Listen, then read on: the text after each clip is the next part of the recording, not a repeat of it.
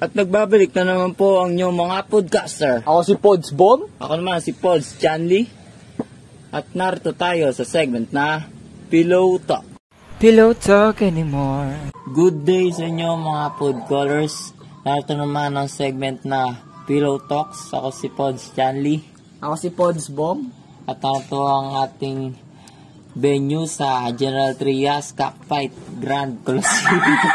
Kaya marinig ninyo ang ating mga pambato ngayon. At ngayong week, no, pag-uusapan natin yung the human person in his environment.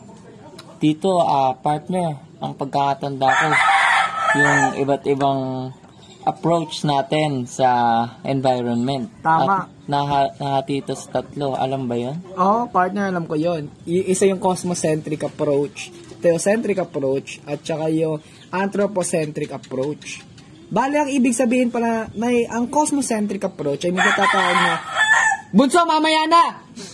Microcosm. Ibig sabihin, we are a smaller version of the universe. Sa theocentric approach naman, theo means God. Kaya nakalagay na doon yung theo ay God, parang God-centric approach.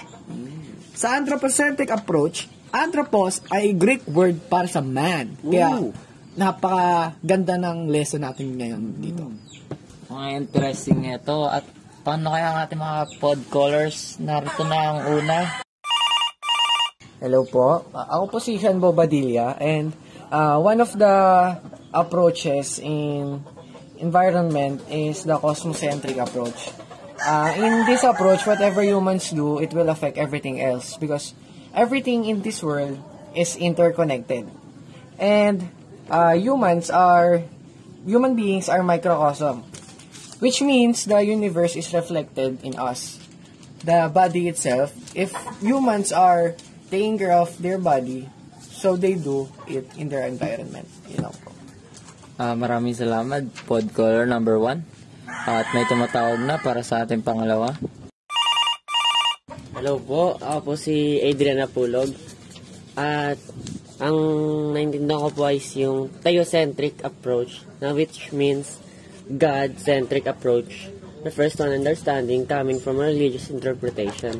Ang naintindihan ko po dito is yung si God po ang gumawa po sa atin at yung environment natin. Tapos tayo pong mga tao ay ang protector ng environment. So, ano lang po tayo ni God.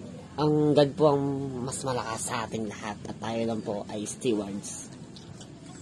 Yun lamang. Salamat, podcaller number 2. Ito na po ang ating podcaller number 3. Hello po, ako po si RJ Kabuhat. Ayon sa akin naman po yung anthropocentric approach.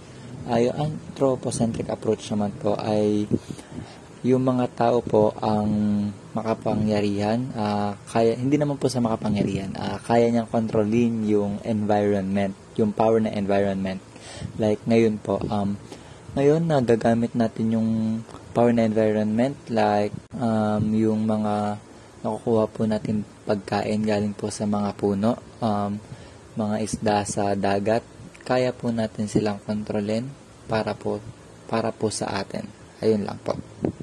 Salamat sa podcaller number 3. Ito na po ang ating last caller, podcaller number 4. So, I am Shinray Simpok, and what I have learned in balance approach is that a human person, in regards to his or her environment, he should examine his dominant approach. So, ganun lang po kasimple yung balance approach, no? Hanapin mo lang yung dominant approach mo. Maraming salamat sa ating last podcallers, no? At nakita naman natin ng mga interesting mga natutunan nila. Pods Bomb, tayo na't mag-goodbye sa nila. Tama. That's 5 minutes. See you next week. Pillow talk anymore. Pillow talk anymore. Ooh. Pillow talk anymore like we used to do.